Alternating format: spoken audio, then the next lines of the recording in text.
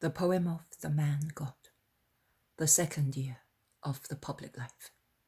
Chapter 219, Teaching at Ashkelon, 15th of July, 1945. The apostles arrive at the town gate in successive little groups, according to the directions of Jesus. The master is not yet there, but he arrives soon, emerging from a little street, running along the walls. The master must have had good fortune, says Matthew. Look how he is smiling. They meet, and then all together go out of the gate and take to the main road again, a road lined with suburb market gardens. Jesus asks them, "Well, how did it go with you? How did you do?" "Very badly," the Iscariot and Bartholomew reply together. "Why, what happened?" "They almost stoned us. We had to run away." "Let us go away from this place of barbarians. Let us go back to where people love us. I will not speak here again.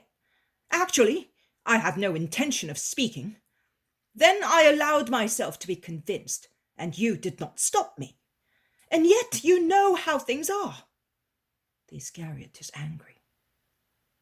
"But what happened to you?" I had joined Matthew, James, and Andrew. We went to Judgment Square, because it is the meeting place of refined people who have plenty of time to listen to those who speak. We decided that Matthew should speak, being the most suitable one to talk to publicans and their clients. And he began by speaking to two men who were quarreling over the ownership of a field involved in an intricate inheritance. "Do not hate each other for what is perishable and for what you cannot take with you in the next life, but love each other so that you may enjoy the eternal good, which you can achieve by controlling your evil passions, without any other struggle, and thus win and possess God. That is what you were saying, is that right?" And when 2 or 3 people approached us, he continued, "Listen to the truth that is teaching the world, so that the world may have peace. You can see that the world suffers because it entertains an excessive attachment for things that perish. The earth is not everything. There is also heaven, and in heaven there is God. As on the earth there is now his Messiah, who sent us to inform you that the time of mercy has come, and that no sinner can say, 'I shall not be heard,' because he who is really repentant is forgiven, heard, loved, and invited to the kingdom of God." Many people had already gathered together, and some were listening respectfully, while some were asking questions, thus disturbing Matthew. I never reply to anybody to avoid interrupting the speech. I speak, and then I reply to any question at the end. Let them bear in mind what we want to tell them and be silent. But Matthew wanted to reply at once, and they were asking us questions as well. But there were also some who sneered, saying, "There is another madman. He certainly comes from that den of Israel. They are like weeds, those Jews. They spread everywhere. They talk everlasting nonsense. They have God as their companion. Listen to them. God is on their sword edge and on their sharp tongues. Listen, listen. Now they are calling in question his Messiah. Some other raving lunatic who will torture us, as always happened in the past. Let the plague catch him and his race." Then I lost my temper. I pulled Matthew back as he was going on speaking, smiling as if they were paying homage to him, and I began to speak, taking Jeremiah as my starting point. "See how the waters rise from the north and become an overflowing torrent. Upon hearing the noise of the water, you will lose your strength. Your pride, your hearts, your arms, your feelings, everything will collapse. Because the punishment of God for you, mischievous race, will have the roar of a waterfall, whereas it will be earthly armies and heavenly warriors to punish your stubbornness, attacking you by order of the heads of the people of God. And you, the remains of the island of sin and door of hell, will be exterminated. You have become arrogant because Herod has rebuilt your homes, but you will have shaved until you become hopelessly bald, and you will be struck by all sorts of punishments in your own towns and villages, in your valleys and plains. The prophecy is not yet dead." And I wanted to continue, but they rushed upon us, and only because a heaven-sent caravan was passing along one of the streets, we managed to take shelter, as stones were already flying. They hit the camels and their drivers. There was an uproar, and we made off. Afterwards, we remained quietly in a little suburb yard. "Oh, I will never come back here again." "I beg your pardon, but you offended them. It's your fault. Now we understand why they were so hostile when they came to drive us away," exclaims Nathaniel. And he continues. "Listen, master. We, that is, Simon of Jonah, Philip, and I, had gone towards the tower overlooking the sea. There were some sailors and ship owners there, loading goods for Cyprus, Greece, and other more distant places. And they were cursing the sun, the dust, and their hard work, their Philistine destiny that implied that they were slaves of overbearing people, whereas they could have been kings. And they cursed the prophets, the temple, and all of us. I wanted to go away, but Simon objected, saying, 'No, on the contrary, we must approach these sinners. The master would do that, and we must do it as well.'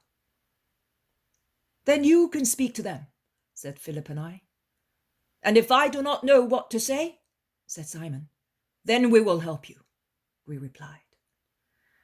Simon then, smiling, went towards 2 men who had sat down perspiring on a huge bale they could not lift onto the boat, and he said, 'It's heavy, isn't it?' 'It's not so much its weight as the fact that we are tired, and we have to complete the loading, because that's what the owner wants. He wants to sail when the sea is calm, because this evening the sea will be rough and he must be beyond the rocks to be out of danger.' 'Rocks in the sea?' 'Yes, over there, where the water foams, a nasty spot.' 'Currents, eh? Of course. The south wind blows round the promontory and collides with the current there.' 'Are you a sailor?' 'A fisherman, a freshwater fisherman. But water is always water, and wind always wind. I have finished up in the water more than once myself, and my catch went back into the lake.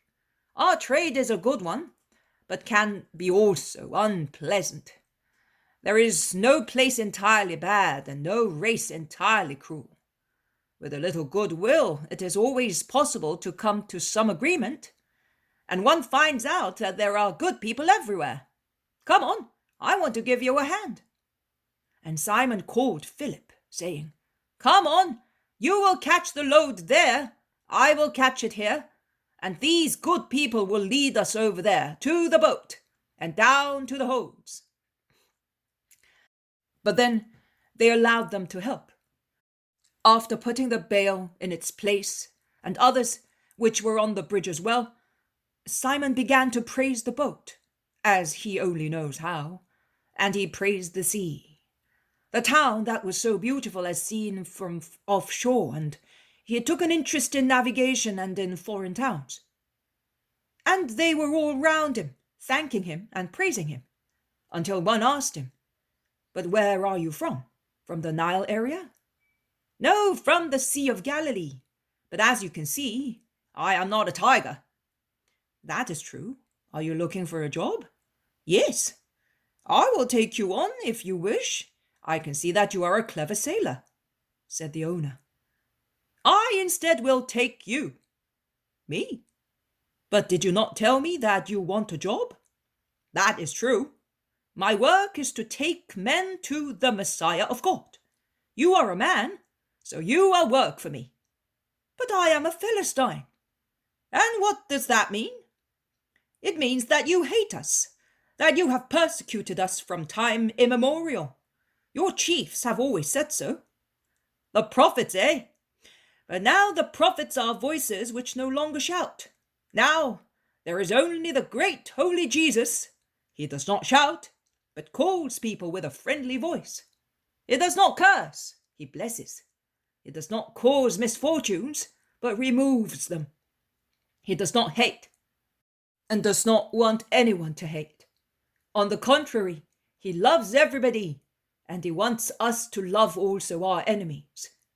In his kingdom, there will no longer be winners and losers, free men and slaves, friends and enemies. There will no longer be such distinctions which hurt, which are the consequence of human wickedness. But there will be only his followers, that is, people who live in love, in freedom, in the victory over everything which is burdensome or sorrowful. I beg you, please believe my words and desire him. The prophecies were written, but he is greater than the prophets, and prophecies are obliterated for those who love him. See this beautiful town of yours? You would find it much more beautiful in heaven if you went so far as to love our Lord Jesus, the Christ of God. That is what Simon was saying, and he was simple and inspired at the same time, and everybody listened to him diligently and respectfully. Yes, respectfully. Then some citizens came out of a street shouting, and they were armed with clubs and stones, and they saw us, and they knew from our clothes we were foreigners. And now I understand they realized that we were of your race, Judas, and they thought that we were all of your kind. If those on the boat had not protected us, we would have been in trouble.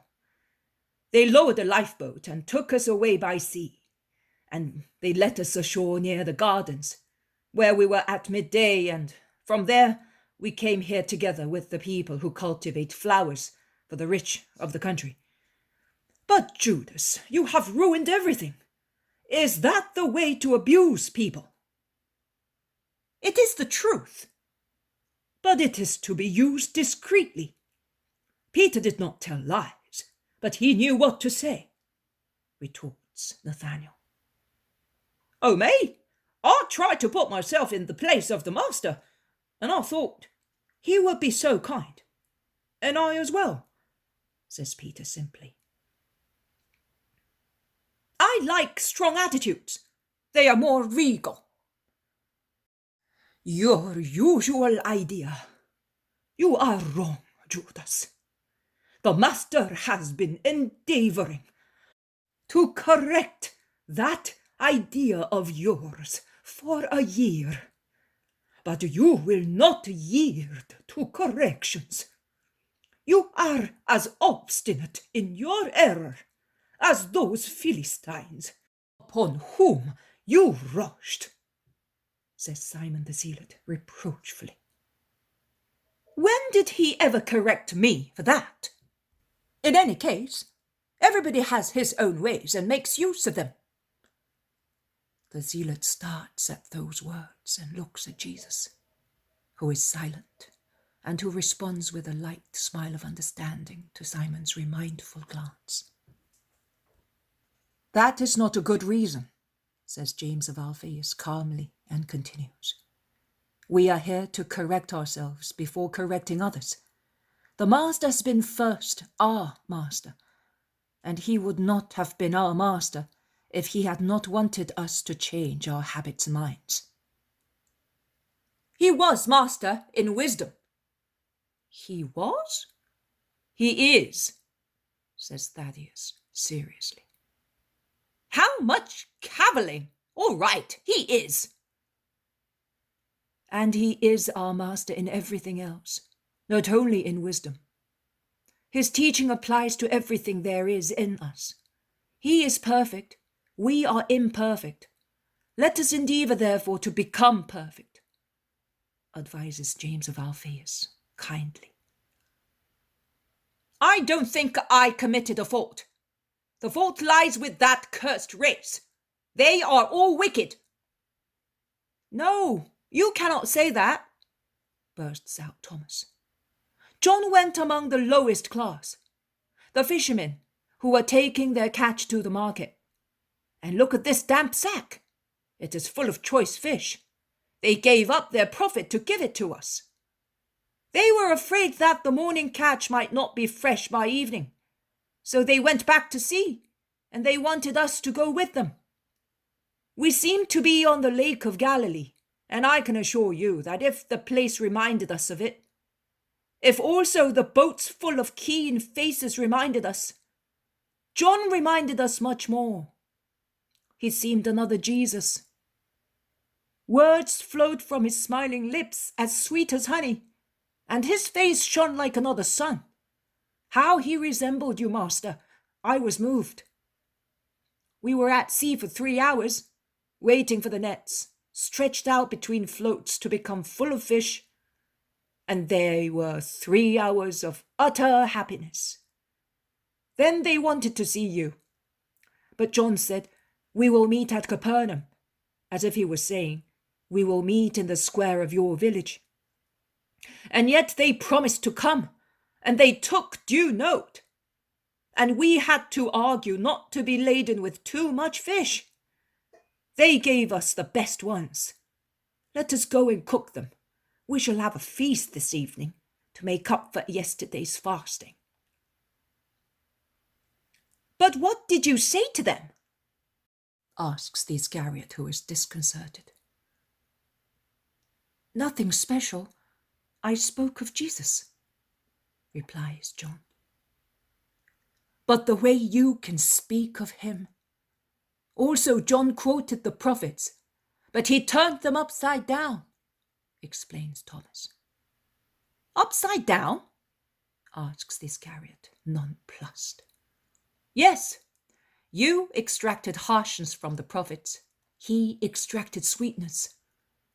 Because after all, their severity is love. Exclusive, violent love, if you wish so. But it is still love for souls that they would like to be faithful to the Lord. I do not know whether you have ever considered that, as you were educated among the scribes. I have, although I am a goldsmith. Also, gold is hammered and melted in a crucible to make it more beautiful, not out of hatred, but for love. That is how the prophets dealt with souls. I understand it, probably because I am a goldsmith. He quoted Zacharias' prophecy concerning Hadrach and Damascus, and when he came to the sentence, "Seeing this, Ashkelon will be terrified and Gaza will be seized with trembling, so will Ekron, at the ruin of her prospects. The king will vanish from Gaza." He began to explain how all that happened because man had abandoned God. And speaking of the coming of the Messiah, who is loving forgiveness, he promised that from a poor royalty, such as the sons of the earth wish for their countries, the men who follow the doctrine of the Messiah will succeed in attaining an eternal, infinite royalty in heaven. To say that is nothing, but to hear it, I thought I was listening to music and that I was being carried away by angels. And thus the prophets, who gave you a cudgeling, gave us delicious fish. Judas is disconcerted and remains silent. And what about you? The master asks his cousins and the zealot. We went towards the shipyards, where the caulkers work. We also preferred to go amongst the poor people, but there were also some wealthy Philistines watching their boats being built. We did not know which of us should speak, so we drew lots, as children do. Judas held up 7 fingers, Simon 2, and I 4. So it was for Judas to speak. And he did, explains James of Alphaeus. What did you say? They all ask. I openly made myself known for what I am, saying that I was asking them in their hospitality to be kind enough to listen to the word of a pilgrim who considered them as brothers, having the same origin and the same end, and the hope, which although not common, was full of love, to take them to the house of the Father and call them brothers forever, in the great joy of heaven. Then I said, Zephaniah, our prophet, said, the region of the sea will be a place for shepherds. They will lead flocks there to pasture. Among the house of Ashkelon they will rest at evening. And I clarified my idea, saying, the supreme shepherd has come amongst you. He is not armed with arrows, but with love. He stretches out his arms towards you and points out his holy pastures. He remembers the past only to pity men for the great harm they do, and have done to themselves through hatred, like foolish children, while they could have relieved so much sorrow by loving one another, since they are brothers. This land, I said, will be the place of holy shepherds, the servants of the supreme shepherd, who are already aware that they will have their richest pastures here and their best flocks. And their hearts, in their declining years, will be able to rest, thinking of your hearts and the hearts of your children, more intimate than friendly homes, because Jesus our Lord will be their master. They understood me. They asked me questions. Nay, they asked us all questions. And Simon told them of his cure. My brother spoke of them, of your goodness towards the poor. And here is the proof. This fat purse for the poor we shall find on our way. The prophets did not harm us either. Judas does not utter a single word. Well, says Jesus comfortingly, Judas will do better next time. He thought he was doing the right thing by doing what he did. And as he acted for an honest purpose, he committed no sin. And I am equally satisfied with him. It is not easy to be an apostle, but one learns.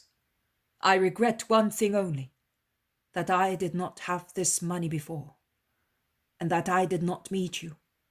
I needed it for a miserable family. We can go back. It is still early. But excuse me, master. How did you come across it? What did you do? Just nothing? Did you not evangelize? I walked. By means of my silence, I said to a prostitute, abandon your sinful life. I met a boy, somewhat of a little rogue, and I evangelized him, and we exchanged gifts. I gave him the buckle which Mary Salome had put on my tunic at Bethany, and he gave me this work of his. And Jesus takes out from his tunic the caricatural puppet. They all look at it and laugh. Then I went to see some beautiful carpets which a man makes in Ashkelon to sell them in Egypt and elsewhere. And I comforted a little fatherless girl, and I cured her mother. And that is all. And you think that is little? Yes, because there was also the need of some money, but I had none. But let us go back. We did not upset anyone, says Thomas. And what about your fish? Says James of Zebedee, jokingly. The fish? Well, you, who are anathematized, go to the old man who is giving us hospitality and start preparing. We will go to town. Yes, says Jesus, but I will show you the house from a distance. There will be many people. I will not come, because they would keep me. I do not wish to offend our host who is waiting for us by declining his invitation. Rudeness is always against charity. The Iscariot lowers his head even more and becomes purple. Such is the change of his colour, remembering how often he has committed that fault. Jesus resumes. You will go into the house and look for the little girl.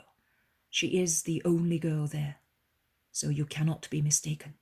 You will give her this purse and say to her, God sends you this because you believed.